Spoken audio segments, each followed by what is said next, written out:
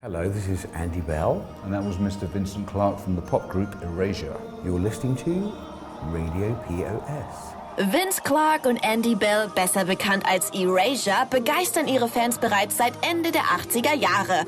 Mittlerweile knapp 20 Studioalben können die beiden vorweisen. World Beyond ist eine klassische Variante mit Orchesterbegleitung von ihrem aktuellen Album. Und das britische Synthie-Pop-Duo beweist mit diesen weiteren Facetten erneut ihr musikalisches Talent. In unserem Interview konnten wir einige Fragen von unserer Facebook-Aktion unterbringen. Wie entscheidet ihr, mit welchem Song ihr einen Auftritt startet? Well, we have an intro song, which we're not sure whether the German people know it or not, but because it was from a program in the late 70s in the UK called Tales of the Unexpected, which was a kind of like a spooky, a bit like Alfred Hitchcock kind of program.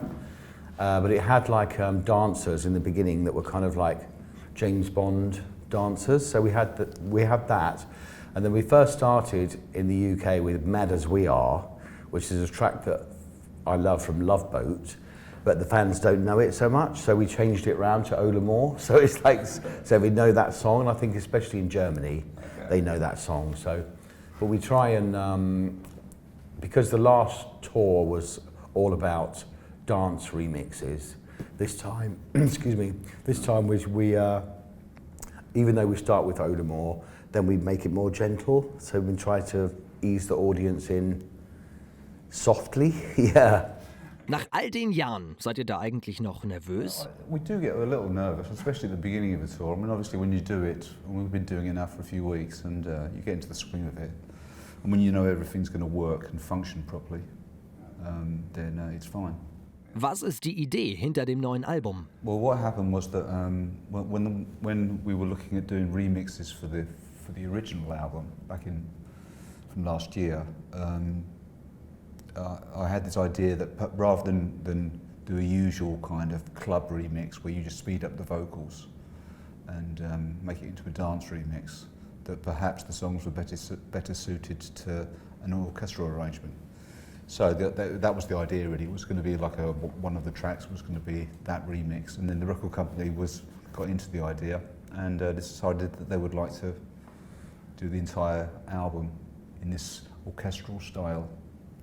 Wie hat es sich angefühlt, das Album in diesem Stil aufzunehmen?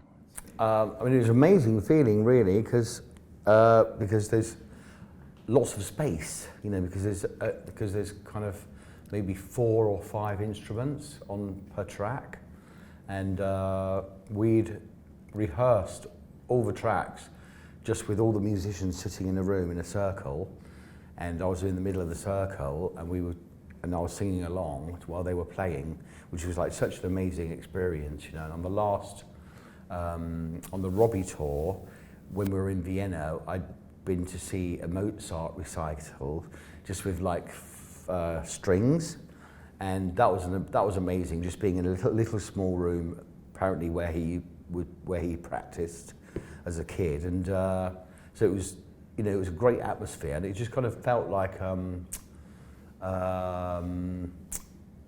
not old-fashioned, but just something just really a unique experience, you know. Yeah.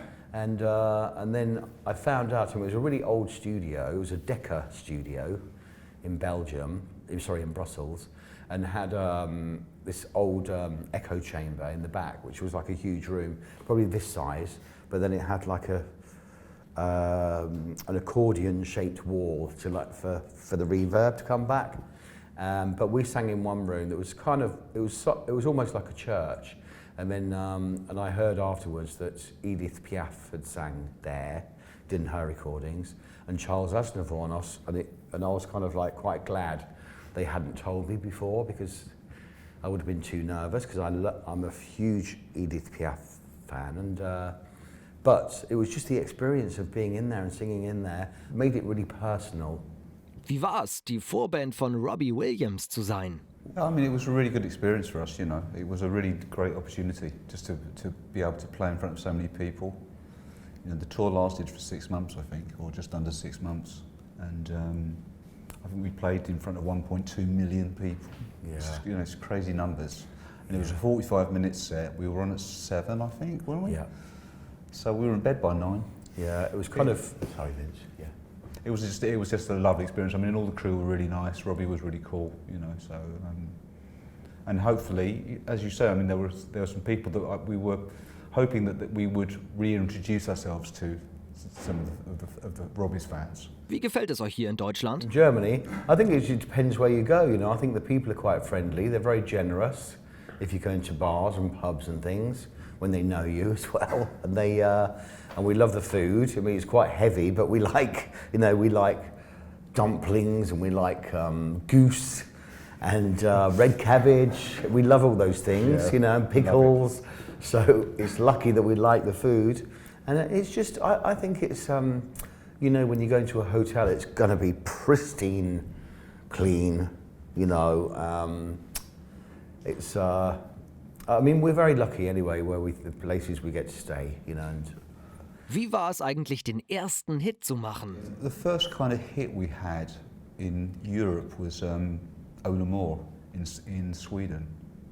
So that was pretty strange because we played a show there and it was in a small club and there were merchandisers, like pirate merchandisers outside, and the t-shirts they were printing were so fresh off the print that they were actually wet.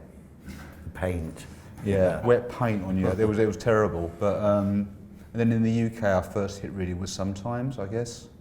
Wie unterscheidet sich der Bühnen-Andy Bell vom alltäglichen Andy? I think there's a difference, but I kind of use sometimes I use the offstage Andy Bell as an excuse because I don't feel like talking to someone, or you know, and I just say, oh, I'm really, really shy, sorry, you know, and that's what my excuse, yeah.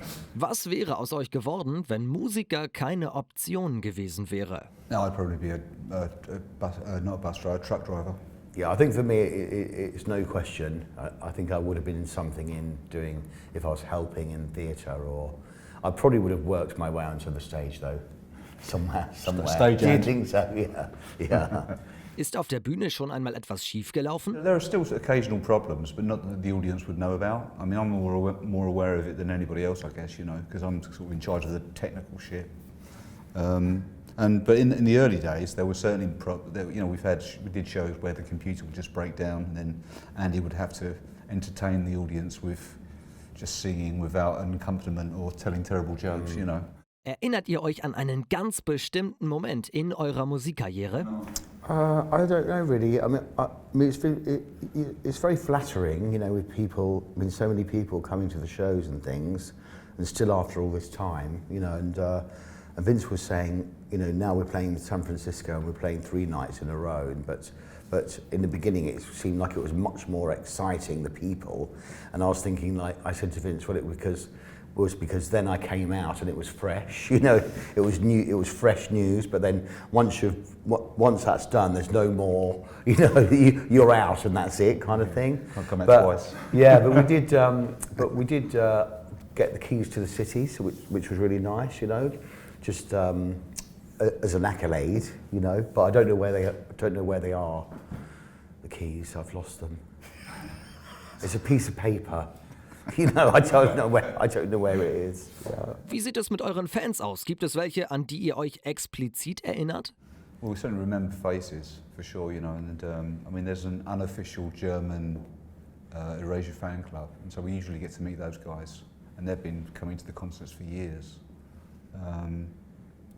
But when we're performing, it's kind of, you don't want to catch those people's eyes, because it kind of, me anyway, it kind of puts me off a little bit, you know, about what I'm trying to do or what we're trying to achieve. You get a bit like, you feel a bit like that you know them too much, almost.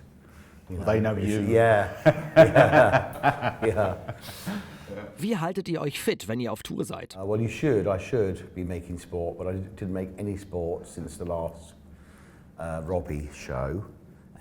But I'm quite surprised how quickly being on tour gets you back in shape, you know. And also, I don't want to be a body fascist, you know. Was plant ihr denn für die Zukunft? This tour eventually finishes in the middle of August, because after Europe we go to South America and then North America, and then we've just been talking about doing some writing in the beginning of the new year. So other than that, we can't plan anymore. Wie sieht euer kreativer Prozess aus? Benötigt ihr dafür viel Zeit? I think you do have to have time. I think it's for yourself, but it seems to go in waves like anything else. You kind of I think if you try and be creative over and over again, it's like anything. It's like too much exercise. You get the results don't like. So it's the same thing. It's like a mental exercise, and after a while, there's no flow, is there, Vince? Yeah, and I think also we do because both of us we do side projects, so it's not just that we're just focusing on Erasure, and I think that gives you a bit of a break. And so then when we come back to actually writing songs together, then we've got fresh influences and stuff that we've been listening to and working with, and that helps us then kickstart the next record. It's great to go and see other things as well. Yeah. Wir bleiben gespannt, was Erasure weiterhin plant, und wer die beiden dieses Jahr noch live sehen möchte, muss dafür einfach eine Reise nach Süd- oder Nordamerika auf sich nehmen. Alle anderen können mit dem aktuellen Album die Musik genießen. Von der Special Edition haben wir ein handsigniertes Exemplar für euch. Good luck. We hope you get a chance to win one of these fantastic last albums. Die glückliche Gewinnerin ist Denise Schacht. Wir haben deine 2 Fragen im Interview sehr gut unterbringen können. Vielen Dank an alle Teilnehmer.